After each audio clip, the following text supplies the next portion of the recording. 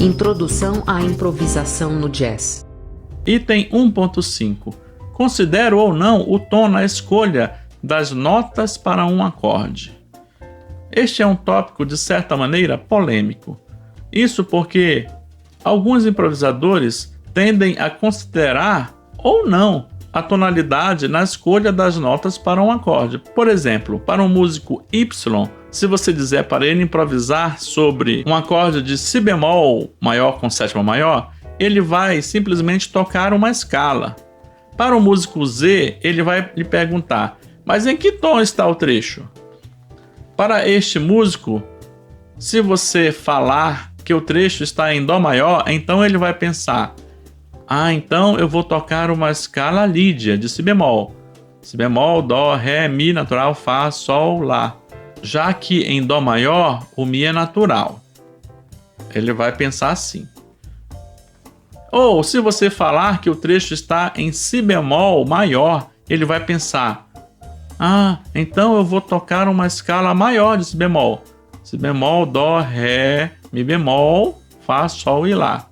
Já que em Si bemol maior, o Mi é bemol e quero que soe bastante diatônico este trecho. Então é essa a diferença. O primeiro músico, o músico Y, não queria nem saber do tom. Ele já ia fazer uma escala independentemente do tom. Esse segundo músico, o músico Z, ele queria saber o tom, porque a escolha da escala dele ia variar conforme o tom. Ele ia considerar o acorde e o tom na escolha da escala. Então, veja algumas ponderações sobre o tema a seguir. Considerando a tonalidade e o acorde. Então, essa é a primeira opção. Garante-se que as notas utilizadas combinem tanto com o tipo de acorde quanto com a tonalidade do trecho. Então, se você considerar a tonalidade e o acorde, você vai ter essa garantia que a nota combina tanto com a tonalidade quanto com o acorde. Com isso, a sonoridade fica mais natural, como em uma composição original, sem a marca de que o improvisador está utilizando algum recurso estranho à harmonia original. Ou seja, se você improvisar considerando a tonalidade e o acorde, vai parecer uma música normal, que você está tocando uma melodia e não usando algum recurso estranho, certo? Outra coisa, requer um maior domínio teórico harmônico do músico, ou seja, se você é um músico que está considerando a tonalidade, além de simplesmente o acorde, você tem que ter mais conhecimento disso, porque você tem que conhecer um pouco mais profundamente a harmonia, para saber qual é a relação que esse acorde tem com aquela tonalidade e assim por diante. Dependendo do estilo musical, a tonalidade não é importante, não é evidenciada ou não existe, tornando desnecessária ou mesmo indesejada esta abordagem. Ou seja, isso aqui seria uma desvantagem de usar essa abordagem, porque dependendo do estilo musical, isso não é importante. Ou então é inútil porque a música é atonal, por exemplo. E por último, exige bastante do improvisador iniciante, o que acaba desmotivando-o. Ou seja, por mais que eu tenha começado a falar que o ideal seria você considerar a tonalidade e o acorde, as duas coisas ao mesmo tempo, para escolher que notas vai utilizar para improvisar, isso às vezes é muito para o músico iniciante que está aprendendo a improvisar. Aumenta mais uma dificuldade para ele, então isso acaba desmotivando. Mas agora, se você considerar apenas o acorde, então não interessa que tom tá, você tem uma escala lá, você sabe que se tem um acorde, você sabe que escala usar, só isso. Não interessa que tom tá. O que vai acontecer? As notas utilizadas podem ocasionalmente conflitar com a tonalidade do trecho, trazendo elementos não diatônicos à melodia. Então, por exemplo, lá naquele primeiro caso que eu falei do músico Z ali, no músico Y, né?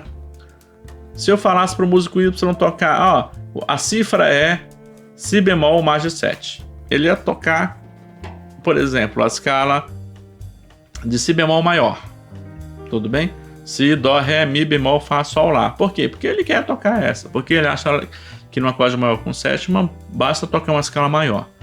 Se ele pensar assim, o que vai acontecer? Se a música tiver num tom, por exemplo, tom de Dó maior, eu vou colocar um Mi bemol. Si bemol, Dó, Ré, Mi bemol. E naturalmente em Dó maior o Mi era natural. Então, Quem ouvir vai ouvir essa nota extrema, vai ver, nossa, por que ele tá tocando mi bemol se a música tá em dó maior?